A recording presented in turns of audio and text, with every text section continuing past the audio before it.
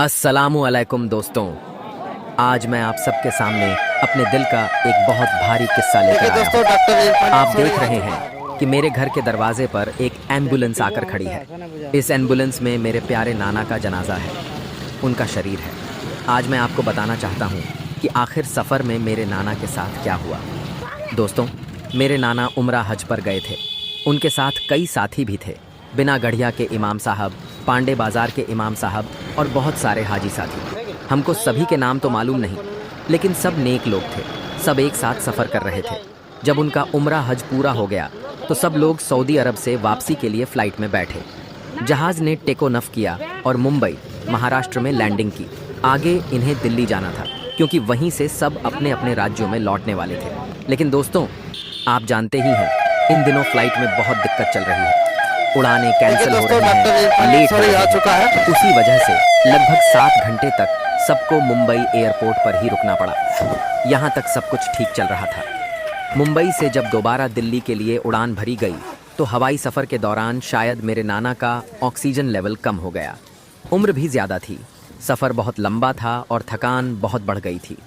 लगभग 1 घंटा उड़ान के बाद ही मेरे नाना ने आखिरी सांस ली। इन्ना लिल्लाही व इन्ना इलैहि राजिऊन।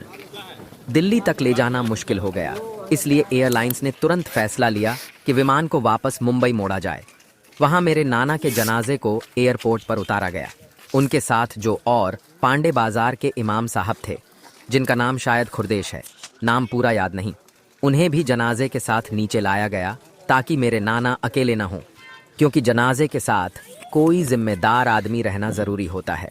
इधर मेरे मामा का लड़का अनवर अंसारी दिल्ली में रिसीव करने के लिए पहुंच गया था, लेकिन अब मामला बिल्कुल बदल चुका था। मुंबई से मेरे नाना का शरीर लाना एक गरीब परिवार के लिए बहुत ही मुश्किल काम था। पैसा, इंतज़ाम, समय, सब कुछ भारी पड़ रहा था। लेकिन दोस्तों, ऐसे मुश्किल वक़्त में एक फरिश्ता बनकर हमारे सामने आए डॉक्टर इरफान अंसारी, जिन्हें आप सब जानते हैं, जामताड़ा के हेल्थ मिनिस्टर। झारखंड के हमारी उनसे बात हुई। मिनिस्टर उन्होंने डॉक्टर हमसे इरफान सिर्फ एक ही अंसारी बताया, सर। बात कही, आप लोग बिल्कुल टेंशन मत लीजिए, आपके नाना का शरीर लाना मेरी जिम्मेदारी है। उनकी ये बात सुनकर हमें हिम्मत मिली। उन्होंने तुरंत पूरा इंतजाम अपने हाथ में ले लिया। मुंबई से जनाजे को फ्लाइट द्वारा कोलकाता भेजा गया और जामताड़ा से उन्होंने तुरंत एक एम्बुलेंस कोलकाता एयरपोर्ट तक भेज दिया। बहुत तेजी से और नेकी के साथ यह पूरा काम किया गया। फिर वही एम्बुलेंस जनाजे को लेकर सीधे हमारे गांव करमदहा चिटिया पहुंची। मेरे नाना का शरीर सुरक्षित और इज्जत के साथ घर तक पहुंच गया। अगर डॉक्टर इरफान अंसारी साहब यह मदद न करते तो शायद यह काम हमारे लिए बहुत मुश्किल हो जाता। सबसे बड़ी बात, डॉक्टर इरफान अंसारी साहब सिर्फ इंतजाम ही नहीं किए, बल्कि मेरे नाना के जनाजे में खुद भी शामिल हुए। यह बहुत बड़ी नेकी है। आज के ज़माने में कोई इतना खरा इंसान मिलना बहुत मुश्किल है। दोस्तों, वीडियो में आप जो भी देख रहे हैं, यह सब उसी नेक इंसान की मेहरबानी से मुमकिन हो पाया। और आखिर में एक बात और, मेरे नाना के छोटे भाई का भी कुछ दिन पहले इंतकाल हो गया था। उनके जनाजे की नमाज पिछले शनिवार को पढ़ी गई थी और मेरे नाना के जनाजे की नमाज इस शनिवार अदा की जाएगी इंशाअल्लाह। दोस्तों, आपके दुआ की ज़रूरत है। अल्लाह मेरे नाना और उनके छोटे भाई की मगफिरत फरमाए और जन्नतुल फिरदौस में जगह अता करे। आमीन।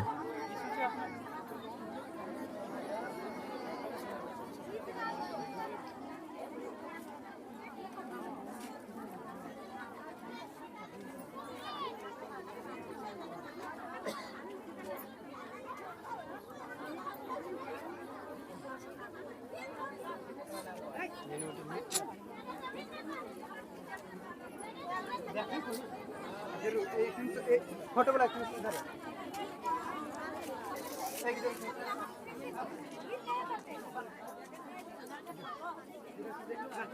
नहीं है।